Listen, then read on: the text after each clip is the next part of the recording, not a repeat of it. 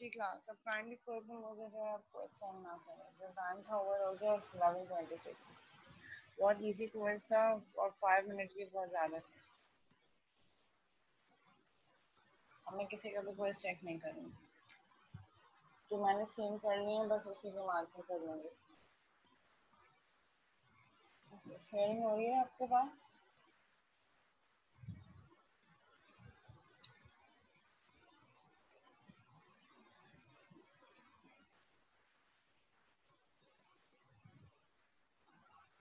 Okay, continue करते हैं। ठीक है, we have discussed we have different colours of blue. ठीक है, 4 पिलर्स हैं ऑब्जेक्ट ओरिएंटेड प्रोग्रामिंग के: inheritance, polymorphism, abstraction and encapsulation. ठीक है, सो हम इनहेरिटेंस कंप्लीट कर चुके हैं। डिफरेंट टाइप्स ऑफ इनहेरिटेंस हमने देखी। सिंगल लेवल इनहेरिटेंस कैसे अचीव होती है, multi level inheritance and hierarchical inheritance किस तरीके से अचीव होती है, और मल्टीपल इनहेरिटेंस सपोर्ट नहीं करता C sharp directly. Indirectly we can achieve this through interfaces. तो वो हम जब एब्स्ट्रैक्शन पढ़ेंगे तो एब्स्ट्रैक्शन के बाद हम देखेंगे कि इंटरफेसेस क्या होते हैं, कैसे क्रिएट होते हैं और कैसे हम उनको इम्प्लीमेंट करवा रहे होते हैं थ्रू डिफरेंट क्लासेस। ठीक है, सो जो हमारे पास नेक्स्ट टॉपिक है, वन कलर इनहेरिटेंस कंप्लीट हो गया। पॉलीमॉर्फिज्म पे भी हम पार्शियली कुछ काम कर चुके हैं। जो चीज़ें रह गई हैं वो हम देखेंगे आज की क्लास में, जितना डिस्कस हो सकता है तो समझने की कोशिश करेंगे। और encapsulation is hiding of data, जिससे हम प्राइवेट का एक्सेस मॉडिफायर यूज करके और प्रॉपर्टीज प्रॉपर्टीज के थ्रू हम उसको एक्सेस करें। So basically we have two main pillars of O which are remaining: abstraction and polymorphism के कुछ contents हैं जो रह गए हैं। Okay. अब ठीक है आवाज? जी क्लास अब वॉइस क्लियर है?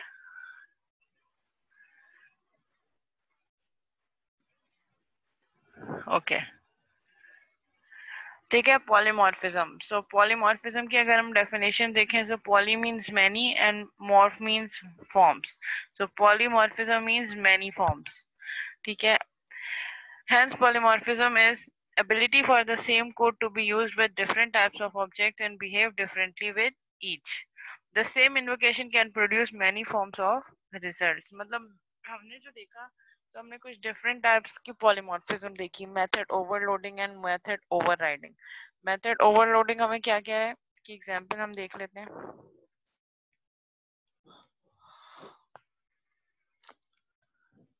Types of polymorphism: compile time polymorphism, overloading; runtime polymorphism, overriding. Compile time polymorphism means ये कि जैसे हम मेथड ओवरलोडिंग की बात करें, सो मेथड ओवरलोडिंग क्या होगी, एक क्लास में एक ही नाम के same method but with different parameters. So जब अब आपका प्रोग्राम कंपाइल होगा, सो कंपाइल टाइम पे ही आपके कंपाइलर को पता चल जाएगा पैरामीटर्स देख के कि कौन सा वाला मेथड कॉल होगा, क्योंकि कॉलिंग तो सेम होगी बस पैरामीटर्स डिफरेंट होंगे। तो कंपाइल टाइम पॉलीमॉर्फिज्म जिसको हम ओवरलोडिंग कह रहे हैं, अब ये कंस्ट्रक्टर ओवरलोडिंग भी हो सकती है और मेथड ओवरलोडिंग भी हो सकती है। ठीक है, दैट इज कंपाइल टाइम। जब आपका प्रोग्राम कंपाइल होगा, सो कंपाइल करते वक्त ही आपका कंपाइलर आइडेंटिफाई कर लेगा कि कौन सा मेथड कॉल होगा depending on the parameters pass. Method overriding क्या है, रन टाइम पॉलीमॉर्फिज्म, जिसको हम डायनामिक पॉलीमॉर्फिज्म भी कह रहे हैं। डायनामिक किस तरीके से, मेथड ओवरराइडिंग क्या है कि मेथड के नाम भी सेम है डिफरेंट क्लासेस में और पैरामीटर लिस्ट भी सेम है। जैसे हमने डिस्प्ले का मेथड देखा था इनहेरिटेंस में, डिस्प्ले का मेथड पर्सन की क्लास में भी था, एम्प्लॉय की क्लास में भी था और सैलरी एम्प्लॉय की क्लास में भी था, जो हमने लास्ट क्लास में एग्जांपल देखी थी। सो अब आपका कंपाइलर को नहीं पता चलेगा कंपाइल टाइम पे जब आपको मेथड कॉल कर रहे हैं डिस्प्ले का, जब तक आप ऑब्जेक्ट क्रिएट नहीं करेंगे। रन टाइम कब होगा, ऑब्जेक्ट कब क्रिएट होते हैं, रन टाइम पे न्यू के कीवर्ड के साथ। तो run time polymorphism is method overriding. So method overloading, constructor overloading is compile time polymorphism, while method overriding is run time polymorphism. यानी कि रन टाइम पे जब आप ऑब्जेक्ट क्रिएट करेंगे, आफ्टर क्रिएटिंग ऑब्जेक्ट आपका कंपाइलर डिटरमाइन करेगा कि इनमें से कौन सा मेथड कॉल होगा। क्लियर है यहाँ तक? कंपाइल टाइम और रन टाइम में डिफरेंस क्लियर है कि मेथड ओवरलोडिंग कंपाइल टाइम क्यों है और मेथड ओवर टाइम ओवरराइडिंग जो है वो रन टाइम क्यों है, ये क्लियर है सबको? ओके, कंपाइल टाइम, ठीक है, इसको ये भी देख लें। It is also called early binding. इसको हम क्या कह रहे हैं, एयरली बाइंडिंग। जब हमारे पास प्रोग्राम कंपाइल हो रहा है, तो कंपाइल टाइम पे ही आपके कंपाइलर को पैरामीटर्स देखकर पता चल जाएगा कि कौन सा मेथड इसने कॉल करना है। Method overloading is used in situation where we want a class to be able to do something, but there is more than one possibility for what information is supplied to the method that carries out the task. ठीक है, हम जो है class define कर रहे हैं जिसमें हमें कुछ मल्टीपल ऑपरेशंस परफॉर्म करने हैं, बट हमारे पास एक से ज्यादा पॉसिबिलिटी है। हमारे पास जो एक काम हम एक मेथड से कर रहे हैं वही काम बाकी मेथड में भी हो रहा है, बट हमारे पास पैरामीटर्स डिफरेंट है। तो उन मेथड्स को अलग नाम देने के बजाय हम एक ही नाम दे देंगे with different parameter list. Consider overloading a method when for some reason a couple of methods are needed that take different parameter but conceptually do the same thing। बाकी के जो सारे मेथड हैं बट पैरामीटर का difference है, but काम वही हो रहा है। सो उस काम को करने के लिए हम अलग नाम के मेथड बनाने से बेटर है कि उसी नाम का मेथड बनाएं और उसको डिफरेंशिएट कैसे करें, थ्रू देयर पैरामीटर्स। ठीक है, ये रिपीट ही कर रही हूँ मैं दोबारा से। Overloading a method simply involves having another method with the same prototype। Method overloading क्या होगी, मेथड का नाम सेम है बट जो पैरामीटर लिस्ट है वो डिफरेंट है। तो types of overloading is constructor overloading, जो हम ऑलरेडी देख चुके हैं। ये कंस्ट्रक्टर ओवरलोड कैसे होते हैं, जब हमारे पास कंस्ट्रक्टर का नाम तो वही क्लास का नाम होगा सेम, बट जो पैरामीटर लिस्ट है वो डिफरेंट होगी। हमने मेथड या फंक्शन ओवरलोडिंग भी देखी कि मेथड के नाम सेम है बट हमारे पास जो मेथड की डेफिनेशन है, जो पैरामीटर लिस्ट है वो डिफरेंट है।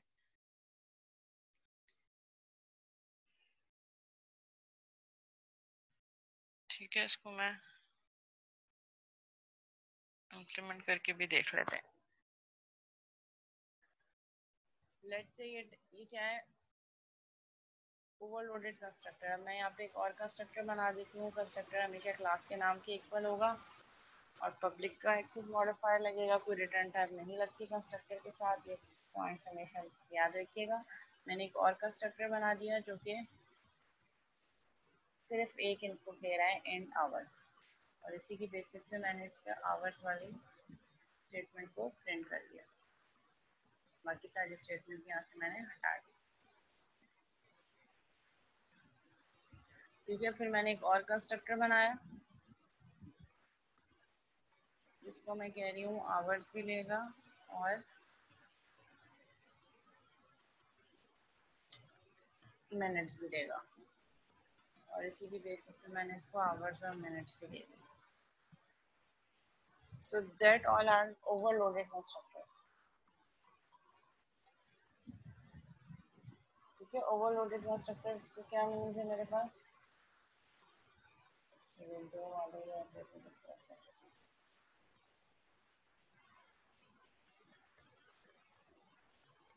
ठीक है। सो एक डिफॉल्ट कंस्ट्रक्टर हो गया और ये मेरे पास ओवरलोडेड कंस्ट्रक्टर। सारे क्या है, मैंने कंस्ट्रक्टर को ओवरलोड कर दिया। किस तरीके से पता चलेगा कि कौन सा कंस्ट्रक्टर कॉल होगा, क्योंकि नाम तो एक ही तरीके से, एक ही नाम है। ठीक है, तो जब ये टेस्टिंग थी, जब कोई आर्गुमेंट पास नहीं होगा कंपाइल टाइम पे, जब आप प्रोग्राम कंपाइल कर रहे हैं रन होने से पहले ही आपको कंपाइलर को आइडेंटिफाई हो जाएगा कि ये जो टेस्टिंग है कौन सा वाला टेस्टिंग कॉल होगी जो विदाउट एनी आर्गुमेंट है। तो ये वाले टेस्ट, ये वाला कंस्ट्रक्टर कॉल करेगा। सिमिलरली अगर मैं यहाँ पे दे दूँ testing T1 is equal to new testing, और इस पे मैं वैल्यू दे दूं 15 लेट से। ठीक है, तो ये कौन सा वाला लेगा, जो एक इंटीजर ले रहा है आवर्स वाला। कंपाइल टाइम पे ही आपका कंपाइलर डिसाइड करेगा। फिर मैंने एक और ऑब्जेक्ट बनाया,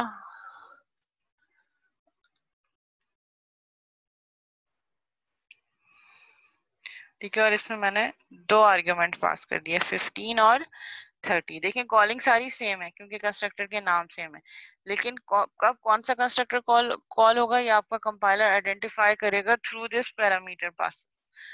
ये जो पैरामीटर आप पास कर रहे हैं इसके थ्रू पता चलेगा। अब जैसे ही मैंने 15 और 30 पास किया तो ये देखेगा कि क्लास में ऐसा कौन सा कंस्ट्रक्टर है जो 2 इंटीजर ये वाला, तो इसके अकॉर्डिंगली ये रन कर देगा।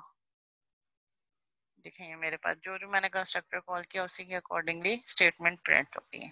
So that is method overloading, constructor overloading. इसी तरह हम मेथड को भी ओवरलोड कर सकते हैं।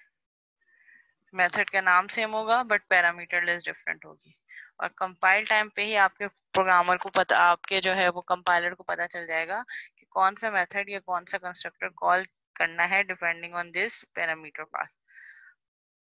जिस पैरामीटर पासिंग के इक्विवेलेंट जो मेथड होगा उसी के कॉरेस्पॉन्डिंग मेथड वो कंपाइल टाइम पे डिसाइड कर लेगा कि रन होना है।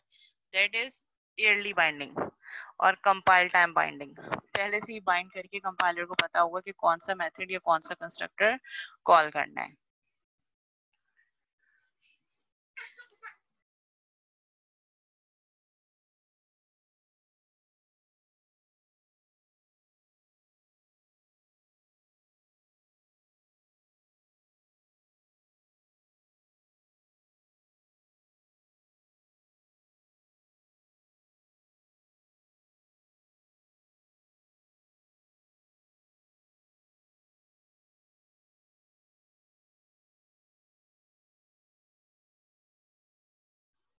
Okay class, we have different types of overloading. We can overload constructor, जो कि हमने अभी मैंने आपको करके दिखाया। वी कैन ओवरलोड फंक्शंस और मेथड एज वेल, उसमें भी ये भी हम देख चुके हैं। ठीक है, हमारे पास मेथड का नाम सेम होगा बट डिफरेंट पैरामीटर लिस्ट होंगी। एंड लास्ट वन जो हमारा रह गया दैट इज ऑपरेटर ओवरलोडिंग। ठीक है, we can overload operator as well. Operator हमारे पास कौन कौन से होते हैं? यूनरी ऑपरेटर, बाइनरी ऑपरेटर हम उसको भी ओवरलोड कर सकते हैं। ठीक है, before going to I think operator overloading, I guess हम ये सेशन एंड कर लें सो दैट ऑपरेटर ओवरलोडिंग थोड़ा सा क्रिटिकल है और इसमें टाइम भी लगेगा। So it would be better कि अगर हम इसको मिड के बाद तक कर लें।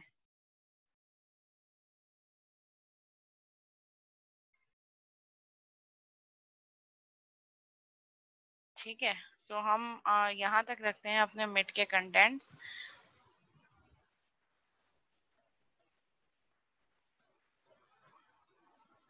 यहाँ तक ठीक है। we have different types of polymorphism, method overloading, method overriding। Overloading और ओवरराइडिंग के थ्रू जो है हम मेथड को यूज कर सकते हैं। Constructor overloading, method overloading, similarly constructor overriding and method overriding. Constructor overriding भी हम देख चुके हैं, अगर आपको याद हो बेस डॉट, कि किस तरीके से हम चाइल्ड क्लास से पेरेंट क्लास के कंस्ट्रक्टर को कॉल कर सकते हैं, पैरामीटराइज कंस्ट्रक्टर को एक्सप्लिसिटली, और जो डिफॉल्ट कंस्ट्रक्टर है उसको एक्सप्लिसिटली कॉल करने की जरूरत नहीं है, वो बाय डिफॉल्ट खुद से ही पहले पेरेंट के कंस्ट्रक्टर को कॉल करेगा फिर चाइल्ड को।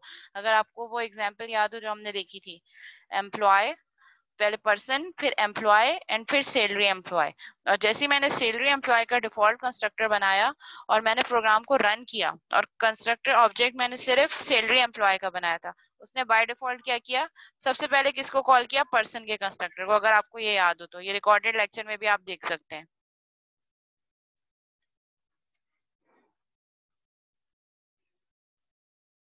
हाँ, मेथड ओवरराइडिंग इनहेरिटेड क्लासेस में होते हैं ना,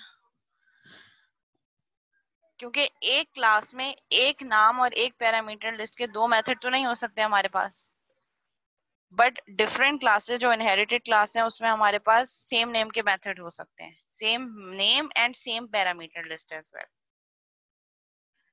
ठीक है, इसको यहीं तक रखते हैं। यहाँ तक हमने आज तक ये जो polymorphism, method overloading, constructor overloading and similarly method overriding and constructor overriding, यहाँ तक रखते हैं इसको। फिर इसके बाद जो है इंशाल्लाह मिड के बाद कंटिन्यू करेंगे हम ऑपरेटर ओवरलोडिंग से। ठीक है, इसको यहीं तक रखते हैं। मैं अटेंडेंस ले रही हूँ, जिस स्टूडेंट का नाम कॉल करूँ काइंडली वो अपने जो है वो स्टूडेंट आईडी चैट पे सेंड कर दे।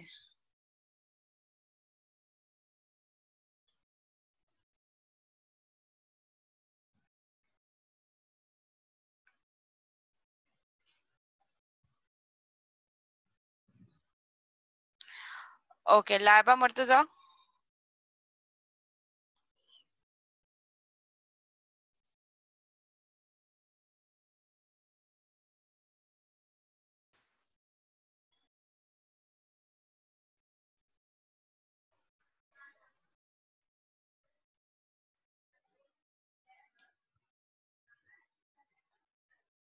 मोहम्मद हारिस जफर। हारिस प्रेजेंट है?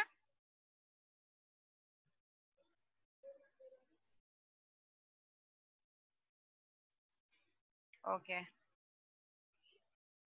Haseeb Fayaz. Mohammad Haseeb Fayaz present. Okay. Naqi Abbas. Moiz Munawwar. Abdul Bari Khan.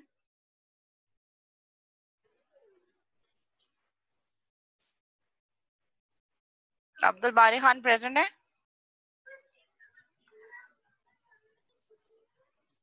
Okay, Abdul Bari is not present. Hamza Akhtar.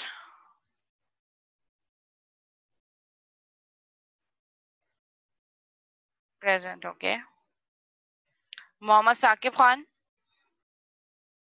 Okay. Syed Dawarullah. Dawar present है? मोहम्मद आकिब नजीर। मोहम्मद आकिब नजीर। जवेरिया फरीद। जवेरिया फरीद। जवाद अहमद। मोहम्मद शोएब। मोहम्मद शोएब। सैयद फरहान अली शाह। अदील। मुजम्मिल। मुजम्मिल खान।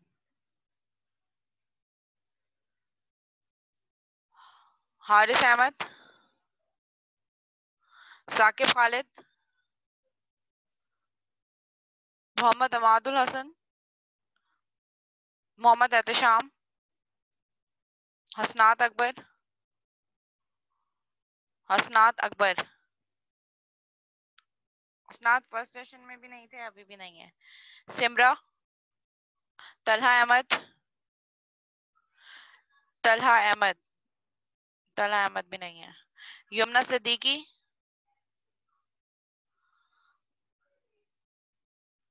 यमुना सिद्दीकी। अरीबा रजा। सुमेरा खुर्शीद। सैफुल इस्लाम। सैफुल इस्लाम। वजिया मोयुद्दीन। मोहम्मद हमाद। ओके, मेरे पास आज जो स्टूडेंट्स एब्सेंट आ रहे हैं उनमें तलहा एब्सेंट है, मोहम्मद शोएब एब्सेंट है, आकिब नजीर एब्सेंट है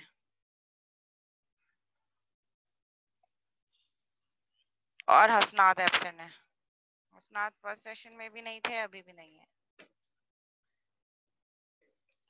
ठीक है, क्लास यहीं तक रखते हैं। जो प्रैक्टिस क्वेश्चंस मैंने आपको दिए हैं काइंडली उनको सॉल्व कर लीजिएगा। उसके अलावा बुक वगैरह से भी एग्जाम्पल क्वेश्चंस निकालें और नेट पे भी प्रैक्टिस क्वेश्चंस जो है वो आप प्रोवाइडेड होंगे, सो काइंडली आप वहाँ पे देख सकते हैं, प्रैक्टिस कर सकते हैं अपने मिड की। क्लास को यहीं पे एंड करते हैं, इंशाल्लाह फिर मिड के बाद क्लास होगी। टिल देन अल्लाह हाफिज।